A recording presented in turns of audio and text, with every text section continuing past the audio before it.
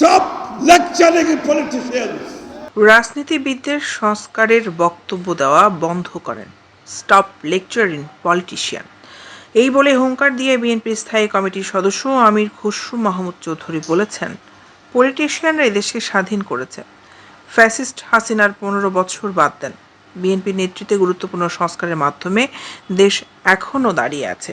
যদি শেখ হাসিনার 15 বছরটা বাদ দেন, বাংলাদেশের অর্থনীতি বিএনপি যে সংস্কার করেছে আজকে ডাবল ডিজিট গ্রোথের মধ্যে গিয়ে দাঁড়াতে। আজ সোমবার নগরীর বিপ্লব উদ্যান প্রাঙ্গণে বিজয় দিবস উপলক্ষে চট্টগ্রাম মহানগর বিএনপির উদ্যোগে অনুষ্ঠিত সমাবেশে প্রধান অতিথির বক্তব্যে এসব কথা বলেন বিএনপির স্থায়ী কমিটির এই প্রভাবশালী সদস্য। চট্টগ্রামের গুরুত্ব অনেক বেশি। কেন গুরুত্ব বেশি? এই যে বিপ্লব উদ্যান, এইখান থেকে শহীদ প্রেসিডেন্ট জিয়াউর রহমান সাহেব পাকিস্তানিদের বিরুদ্ধে বিপ্লব ঘটিয়েছিল। প্রধান এবং প্রথম মুক্তিযুদ্ধ হচ্ছে শহীদ প্রেসিডেন্ট জিয়াউর রহমান। এই চট্টগ্রাম রেডিও স্টেশন থেকে শহীদ প্রেসিডেন্ট জিয়াউর রহমান সাহেব প্রথম বাংলাদেশের স্বাধীনতা ঘোষণা করেছিল। প্রথম সংস্কার একদলীয় শাসন থেকে বহুদলীয় শাসনতন্ত্র এবং মুক্ত বাজার অর্থনীতির মাধ্যমে দ্বিতীয় সংস্কারও করেছিলেন শহীদ প্রেসিডেন্ট জিয়াউর রহমান। দাবি করে বিএনপির জাতীয় স্থায়ী কমিটির সদস্য আমির খসরু মাহমুদ বলেন, সংস্কার যারা বলে তারা মনে হয় অতীতের কথা চিন্তা করে নাই। সংস্কার যারা বলে তারা বোধহয় এগুলো বুঝে না, এগুলো চিন্তা করে নাই।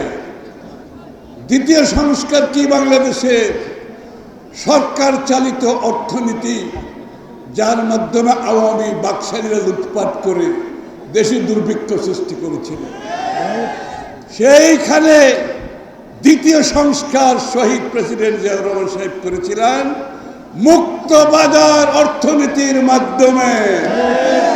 আমির খসরু মাহমুদ বলেন, জাতীয়তাবাদী দল বিএনপি 31 দফা সংস্কারের প্রস্তাব দিয়েছে, প্রতিজ্ঞা করেছে সেসব সংস্কার পরিপূর্ণভাবে পালন করব। এখন যে সংস্কার হবে না হবে তাতে আমরা সহযোগিতা করতে রাজি আছি, কিন্তু এইসব সংস্কার আগামী সংসদের কাজ, তা দেশের মানুষ সিদ্ধান্ত নেবে যেভাবে বিগত সময়ে নিয়েছে। সেটা তো বাংলাদেশের মানুষের কাজ। বাংলাদেশের মানুষ সিদ্ধান্ত নেবে যেভাবে বিগত দিনে নিয়েছে।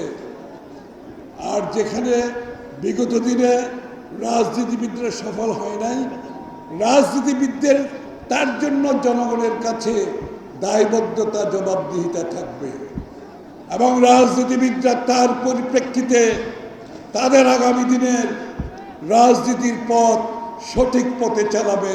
সেটাই গণতন্ত্র, এর বাইরে যাওয়ার কোনো সুযোগ নয়।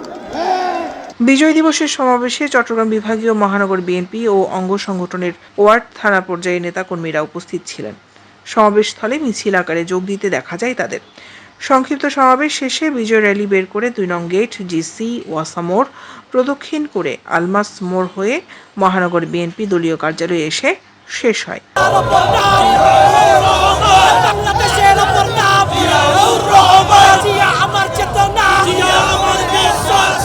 দৈনিক আজাদী নিউজ ডেস্ক।